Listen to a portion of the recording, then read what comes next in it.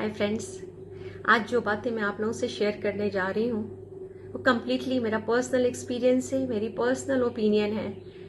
अगर आप मेरी बातों से हर्ट होते हैं तो आई एम सो सॉरी। मैं भी एक डॉक्टर फैमिली से हूँ।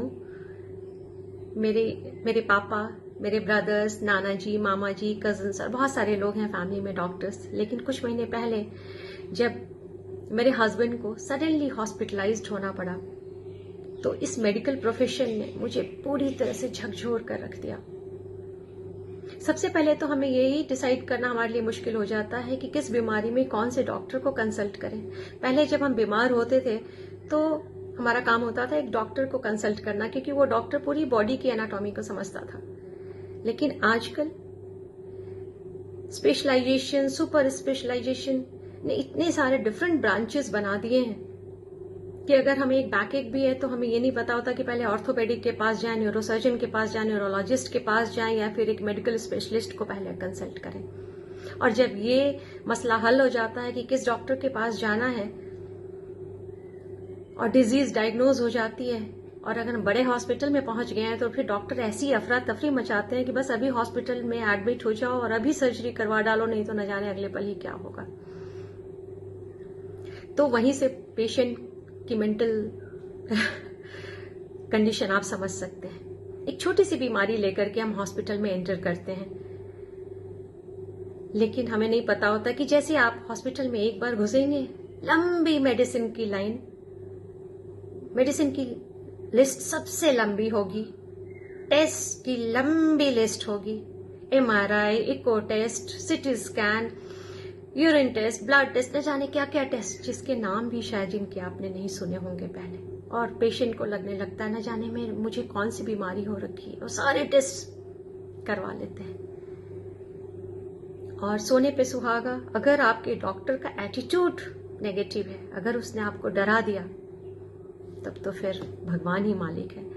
मुझे याद है कि जब मैं छोटी थी और मेरे पेट में दर्द होता था तो मेरे पापा कहते थे आटे का हलवा खा लीजिए, पेट दर्द ठीक हो जाएगा। मुझे पता नहीं कि उस आटे के हलवा का चमत्कार था या पापा की बातों का चमत्कार था। सच में मेरा पेट दर्द ठीक हो जाता था।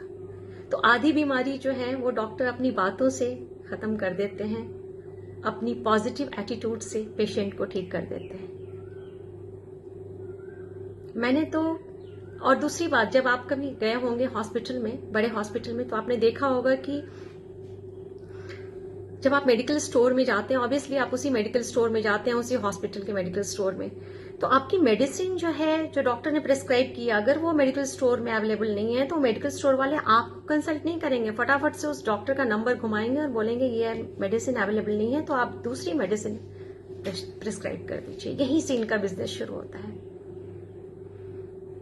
अगर एक पेशेंट की सर्जरी हुई है, ऑलरेडी सर्जन का ट्रीटमेंट चल रहा है, अब इस बीच में अगर उससे सर्दी खांसी भी हो जाए तो फटाफट से एक मेडिकल स्पेशलिस्ट भी उसके ट्रीटमेंट में जुड़ जाता है। भगवान न करे कोई कार्डियक प्रॉब्लम हो जाए तो एक कार्डियोलॉजिस्ट भी आ जाते हैं, और इस बीच में अगर कुछ भी थोड़ा सा यूरिन की भी प्रॉब्लम हो जाए तो एक यूरोलॉजिस्ट भी जुड़ जाते हैं उसके ट्रीटमेंट में।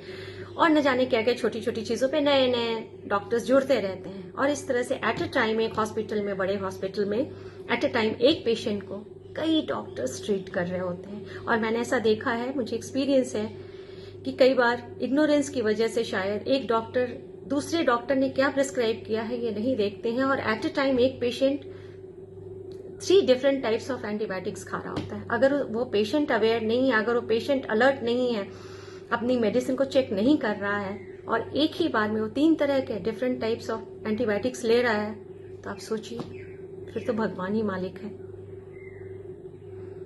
मैंने तो ये डिसाइड कर लिया है कि भगवान न करे अगर कभी मुझे हॉस्पिटल जाना पड़े, वैसे तो अपनी सेहत का ख्याल हमें खुद ही रखना चाहिए, लेकिन फिर भी because prevention is always better than cure, लेकिन फिर भी अगर हम बीमार होते हैं तो मैंने तो डिसाइड कर लिया है कि मैं उसी डॉक्टर के पास जाऊंगी जो गवर्नमेंट कॉलेज से पास आउट हुआ है, या फिर मेरी फैमिली का डॉक्टर है। एटलीस्ट फैमिली के डॉक्टर को मुझे ठीक करने में ज्यादा इंटरेस्ट होगा, ना कि मेरे पैसे में। और दूसरी बात कि डॉक्टर का एटीट्यूड भी बहुत मैटर करता है। आप जब भी हॉस्पिटल जाइए, अपने दिमाग की खिड़कियां खोल कर जाइए, पूरी मेंटल स्ट्रेंथ लेकर के जाइए। अगर आपको थोड़ा भी डाउट होता है या डॉक्टर की बातों से डर लगता है तो आप जरूर सेकेंड, थर्ड, फोर्थ ओपिनियन लीजिए। कोई भी बड़ा कदम उठाने से पहले आप डॉक्टर की बातों से घबरा कर कोई भी बड़ा स्टेप मत लीजिए, कोई बड़ा डिसीजन नहीं लीजिए। 2-3 ओपिनियन जरूर ही लीजिए और जस्ट बी स्ट्रांग, क्योंकि पॉजिटिव एटीट्यूड, आधी बीमारी तो हम यहाँ से जीतते हैं और डॉक्टर तो हमारे लिए भगवान होते हैं, तो आधी बीमारी हमारी डॉक्टर की बातों से खत्म होती है। इसलिए डॉक्टर का पॉजिटिव एटीट्यूड होना भी बहुत जरूरी है। तो आप ऐसे ही सिलेक्ट करिए डॉक्टर को और अपनी स्ट्रेंथ को बना करके ही किसी डॉक्टर के पास जाइए और जस्ट बी अलर्ट।